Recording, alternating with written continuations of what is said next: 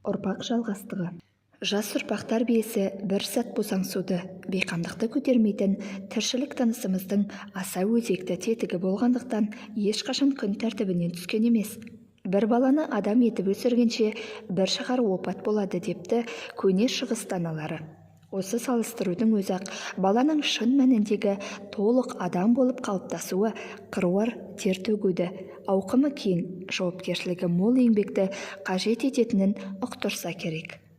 Адамзаттың мәңгілік парызы өмір тіршілік жалғастығының мұрат мүддесі болып табылатын бала тәрбиесінің қыры мен сыры жайлы бұрын-соңды аз айтылып, кем жазылған жоқ. Қазір ғалымдардың дәлелдеуі бойынша сәби жарық дүниеге келмей тұрып, ана жүрегінің астында жатқан кезінен тәрбиені қабылдайды екен. Басқаны қайдам, біздің қазаққа бұл жаңалық та, таңсық та емес. Олай дейтінім, докторлық, кандидаттық атақтан аулы алыс, жазу сызумен айналыспаған қарапайым әжелеріміз бүгінгі ғылымға азық боларлық, талай кітапқа беломыртқа болатын үлгі өнеге, жөн жобаны қалдырған. Олар ұрпақ тәрбиесін, перзент қамын іште жатқан шағынан бастау керектігін табиғи сезімталдықпен ұққан. Өмір тәжірибесі арқылы бұл тартпай болжаған.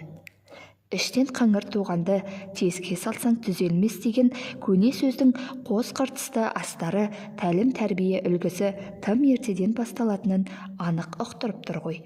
Болашақ ананың сана сезімі, ой өрісі, дүние танымы, айналасымен қарым-қатынасы, реніш қуанышы, ішкен асына дейін тікелей іштегі шақалаққа беріліп, оның туа бітетін мінез құлқының іргетасы ана құрсағында қаланатынын әжелер атам заманнан білген.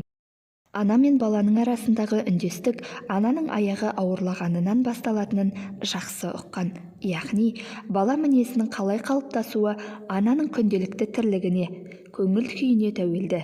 Егер ана көп жыласа, қамығып жүрсе, бала аурушаң, жасық, әлсіз болып қалады. Бұл шындық. Біз үнемі бас шұлғып сенетін ғылым да мұны дәлелдеп отыр. Сонымен ұзын сөздің қысқасы, басқаны қоя тұрып, ата-бабаларымыздан қалған ұлттық таным-наным, ұлттық жөн-жоба үлгілері, ұрпақ қамын ертеден бастаған әжелер ғылымына қайырылып, білгенімді айтып көрейін. Мүмкін бүгінгі ұрпақ жалғастығы, оның тәрбиесінің де кем-кетігін толықтыруға септігі тиер.